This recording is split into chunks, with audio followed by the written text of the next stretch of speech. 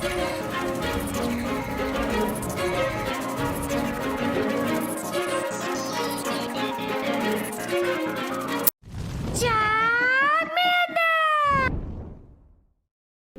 guys, King of Trials here. Today we judge your jury and your analyst, and today I bring to you a plus 200 ELO team with SIRFETCH'D ABB, and it's freaking hilarious just how many burbs I get in the shoutcast. So there's a lot, I don't know why, but I'm seeing a lot of like double like Snorlaxes, and of course SIRFETCH'D XLs in Open Great League. I mean Open Ultra, we love to see Open, yeah, we love script. I wish I had one.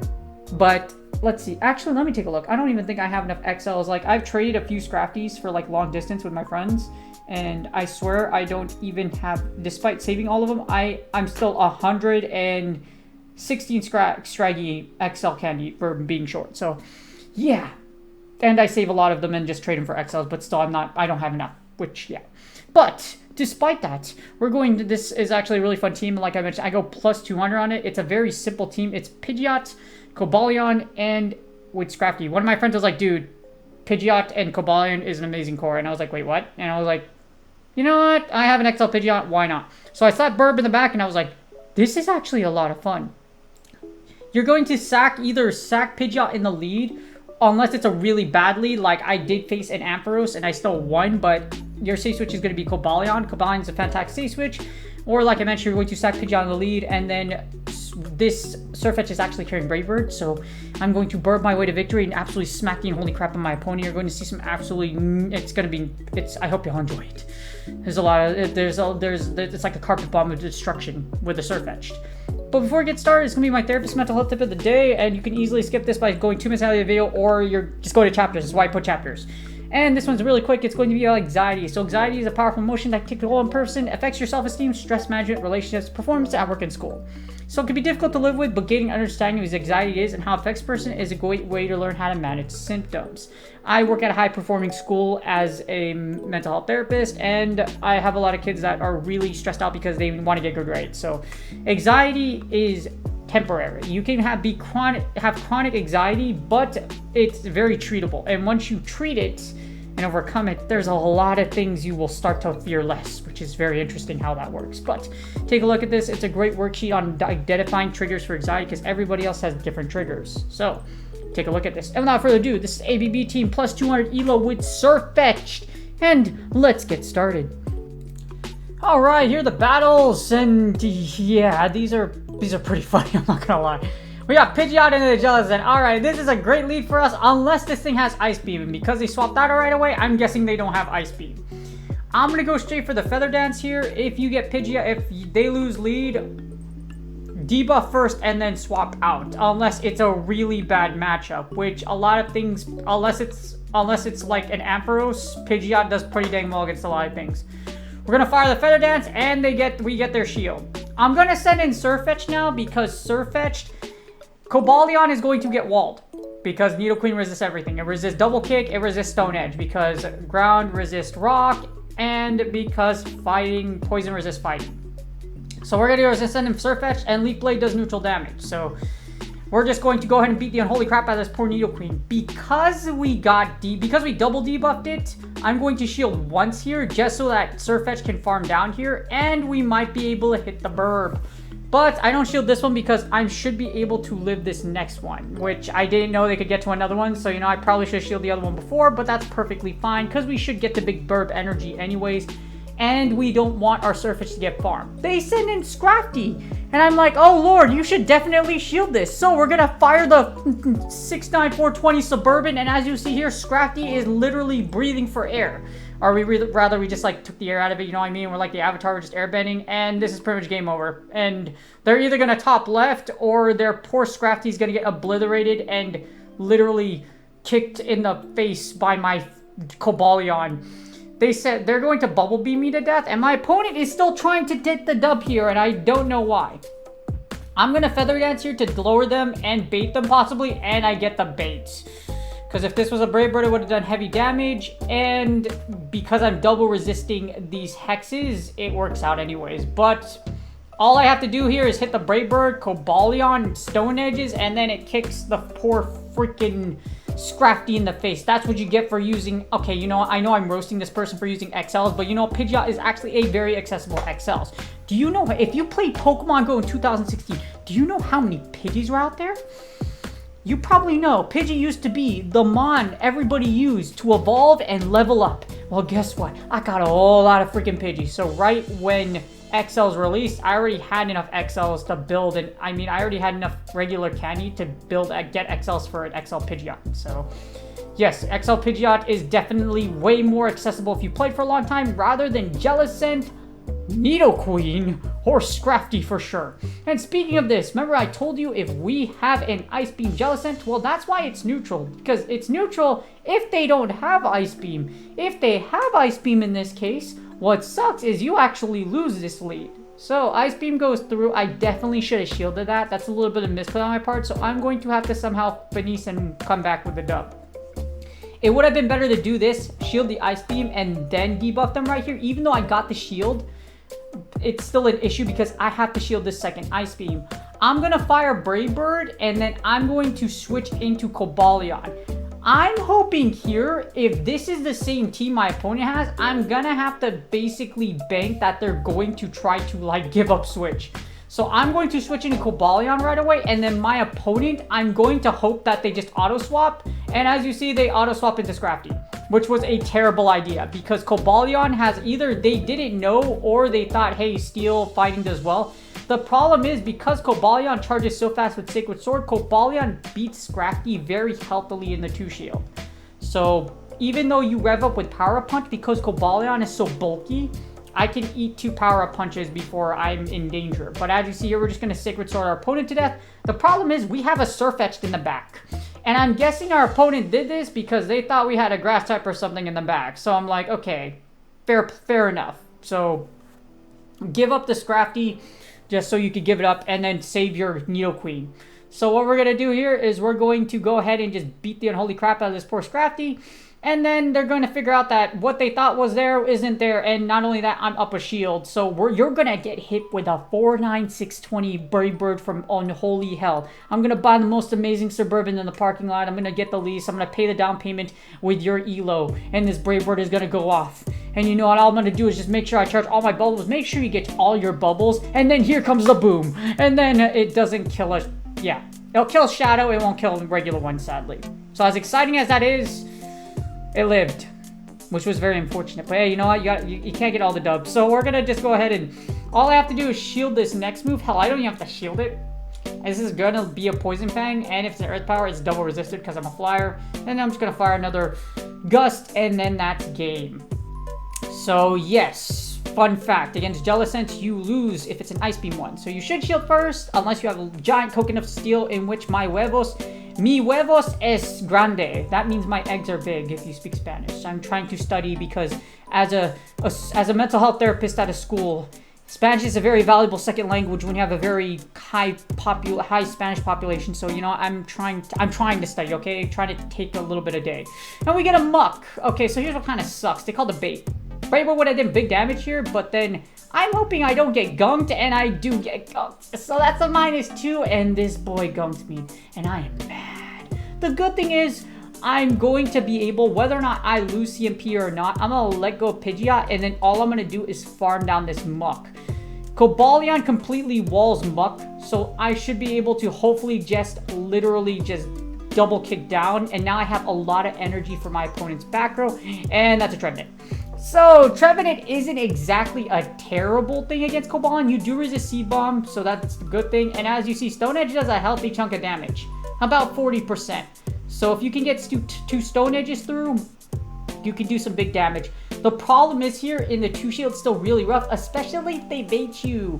So, unfortunately, I'm going to have to be a little fancy here, and I actually don't do well on this. As you see, Stone Edge goes off, and they call the Stone Edge. I should have baited here. I should have baited because one Stone Edge might be able to put it won't outright kill Trevenant, but it would definitely put me in a much better position than to shield this Shadow Ball and to go Stone Edge, as you see here, because they still have 2 shields. So now I'm going to have to make something happen here because Shadow Ball will KO my Cobalion. So I'm going to have to be, I'm hoping that I can get to a Sacred Sword.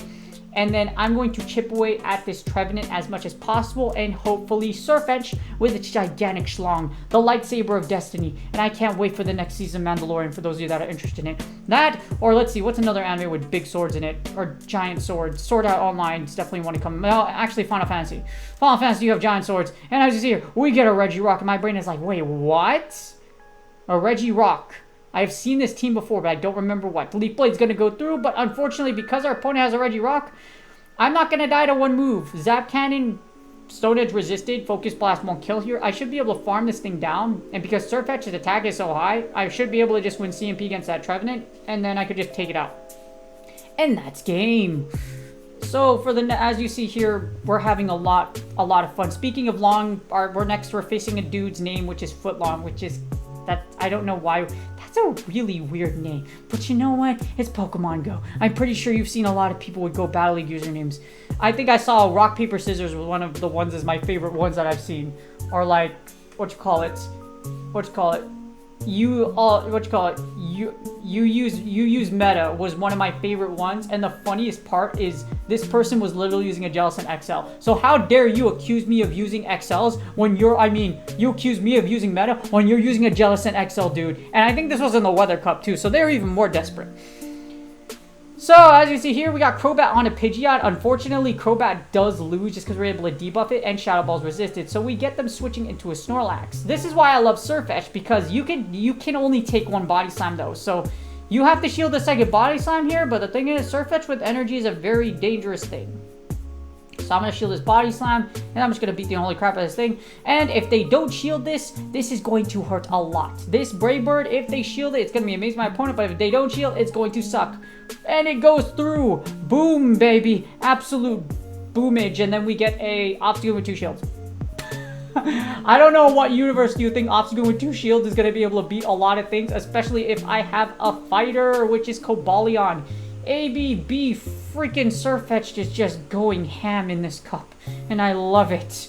And as you see, our Cobalion's going to go off, and it's going to hit this Sacred Sword, and then if my opponent decides to double shield, that's fine, because I call that Obstruct. I'm not going to shield this one, though. It's probably Obstruct Night Slash, otherwise they likely would have gone for Cross Chop right away, and they boost. So this Obstagoon decides to go for the Hail Mary Super Saiyan. Like in Super, like, you know what happens in Goku? Every time Goku's losing, he gains a new power-up and then he beats the villain. Unfortunately, I'm able to get to another Sacred Sword, and even if I didn't, I have a whole Pidgeot in the back, and I still have a shield. So screw you for boosting. Screw you for boosting, but I still get dubs. So that's exactly what we're going to do here. We're going to take out this poor Obstagoon, doubling up, and we still had a shield, so it didn't even matter if they didn't get the boost or not anyways. For the next battle, we got Pidgeot on a Swampert. So here's the fun fact. You actually lose against Shadow Swampert. So Shadow Swampert's Shadow Hydro Cannons hurt a lot, and it charges up really, really fast. You could debate it, but the problem is Pidgeot still takes a hefty amount of damage with Hydro Cannon, and Shadow Hydro Cannons will do very heavy damage. Not only that, Swampert wins CMP. So I'm going to shield this first Hydro Cannon here, and as you see, welcome to CMP. So I lose CMP, and this is absolutely phenomenal. This is disgusting. Hydro Cannon, as you see here, does literally almost half my HP, or literally half my HP, more than half my HP. So that's why Shadow Swampert is incredibly dangerous. Luckily, we're able to get in the one shield here. However, I'm either going to have to let this go, or my opponent swaps into a Talonflame. I'm like, why, dude? So they add this extra Incinerate through, but I should be able to get a shield here. If not, they're going to eat a Brave Bird and take huge amounts of damage. And I get Cobalion into this Talonflame. It's already -2, so I don't have to shield. Like I mentioned, if they swap in and give up, try to debuff them as much as you can to set up plays like this, because I can get to a Stone Edge, and one Stone Edge will wipe out Talonflame because it is double weak to Rock. So that's the great thing about Cobalion. Even though Talonflame looks like a terrible matchup, it's actually not that bad, and you actually beat it at 2 shields just because Stone Edge is double super effective.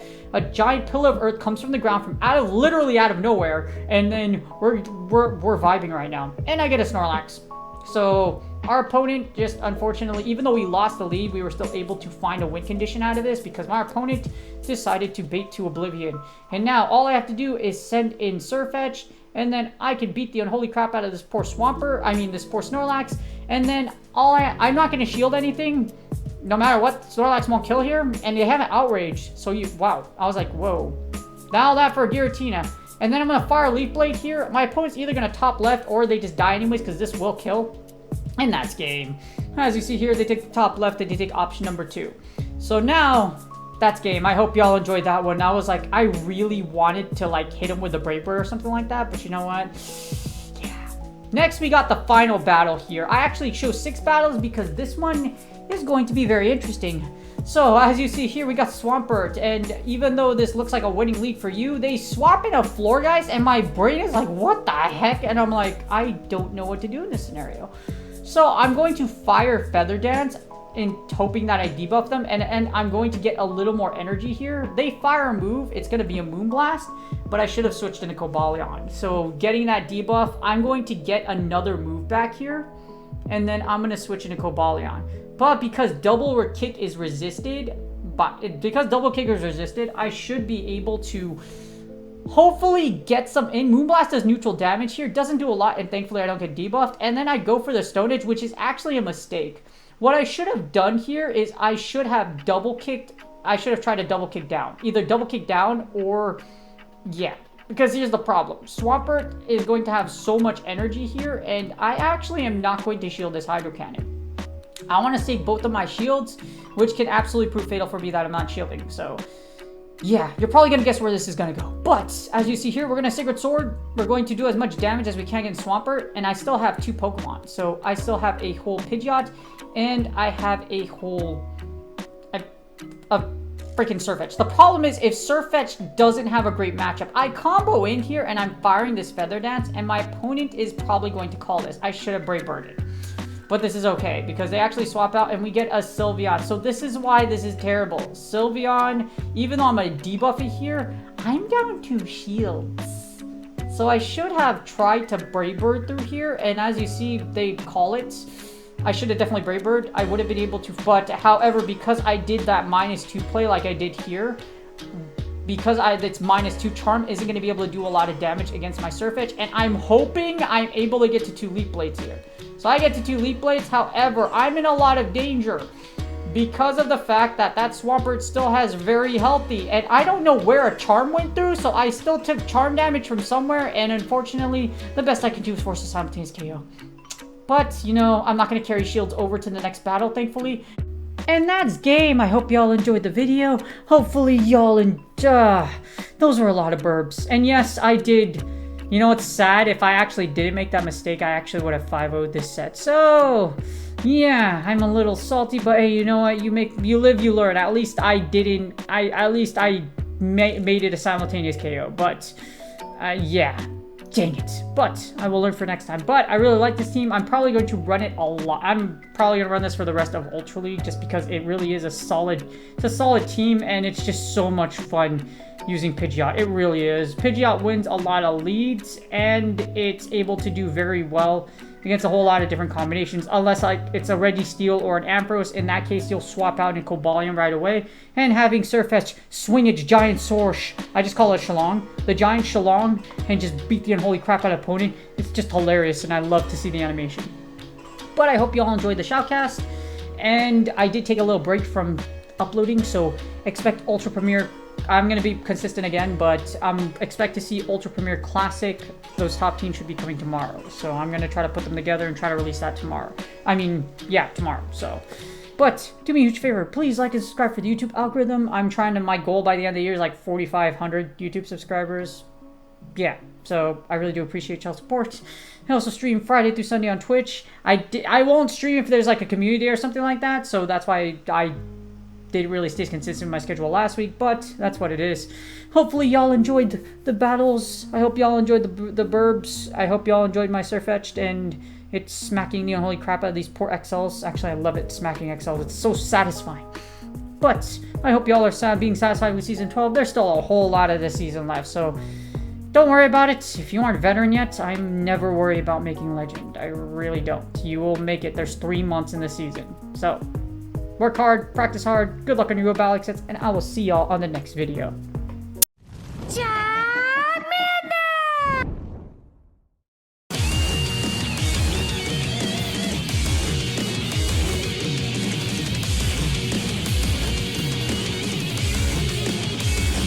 All the choices that I made proceed.